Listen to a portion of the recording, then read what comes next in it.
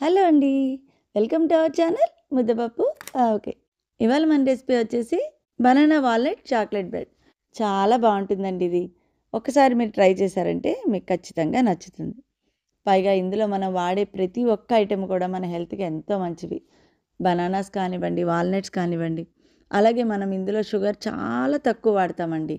మనం మైదా కూడా ఇందులో అస్సలు యూజ్ చేయట్లేదు. మంచిగా గోధుమ పిండి వాడి హెల్తీగా ఈ బ్రెడ్ ఎలా తయారు చేయాలో చూసేద్దాం. వచ్చేయండి. ఒక అరకప్పు వాల్నట్స్ తీసుకుని వాటిని చిన్న చిన్న ముక్కలుగా కట్ చేసుకుని పక్కన పెట్టుకోండి. అలాగే అరకప్పు చాక్లెట్ చిప్స్, అలాగే ఒక పావు కప్పు షుగర్ అండి. ఒక 2 ఎగ్స్ తీసుకోండి. అరకప్పు butter, 4 tablespoons cocoa powder, అలాగే 1 కప్పు గోధుమ పిండి, ఒక 3 అరటిపళ్ళు. అరటిపళ్ళు మరీ మాగినవి కాకుండా, అలా అని కచ్చివి కాకుండా కరెక్ట్గా ఇలా ఉండేవి తీసుకుంటే బ్రెడ్ కూడా చాలా బాగా వస్తుంది. ఇప్పుడు ఎలా చేయాలో చూద్దామండి. 3 అరటిపళ్ళకి తొక్క తీసేసి వీటిని ఒక గిన్నెలో వేసుకుని స్మాష్ చేసుకోండి. మరీ ఎక్కువ స్మూత్గా స్మాష్ చేయాలన్నది ఏం లేదండి. ఇలా చేస్తే సరిపోతుంది. యాక్చువల్గా చెప్పాలంటే ఈ కేక్ మనం అస్సలు కష్టపడక్కర్లేదండి. చాలా ఈజీగా చేసేయచ్చు. ఇప్పుడు ఏదైనా ఒక బౌల్ తీసుకుని ఇప్పుడు ఈ బనానా గుజ్జుని ఇందులో వేసుకోండి. అలాగే ఇందులో అరకప్పు బటర్ కూడా వేసేసుకోండి.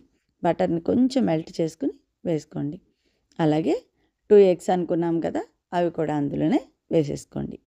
అలాగే ఒక 1 టీ స్పూన్ వెనిలా ఎసెన్స్ని వేసుకోండి. ఇప్పుడు మొత్తం అంతా కూడా బాగా కలిసేలాగా చక్కగా కలిపేయండి. ఒక 2-3 మినిట్స్ వాటిని కలిపితే సరిపోతుందండి. దీనికి మరీ మనం బాగా ఎక్కువ కలపాలి అలా కూడా ఏం లేదు. 2-3 మినిట్స్ అలా బీట్ చేసుకుంటే సరిపోతుంది.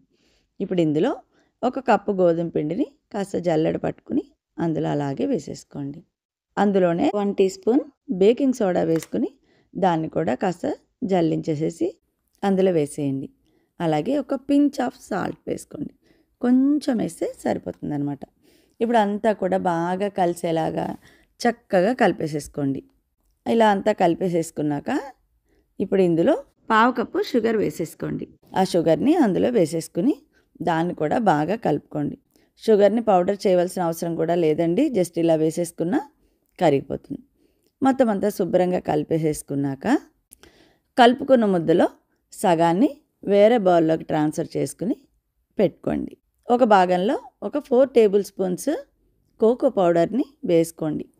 కోకో పౌడర్ కూడా వేసేసుకుని దాన్ని బాగా కలిపేసేయండి. మొత్తం అంతా బాగా కలిసేలాగా చక్కగా కలిపేసేసుకుని చాక్లెట్ చిప్స్ 1/2 కప్ తీసుకున్నాం కదండి, అందులో ఒక సగం చిప్స్ ఇందులో వేసేసి కలిసేలా కలిపేసేసుకుని మిగతా చాక్లెట్ చిప్స్ని పక్కన పెట్టండి.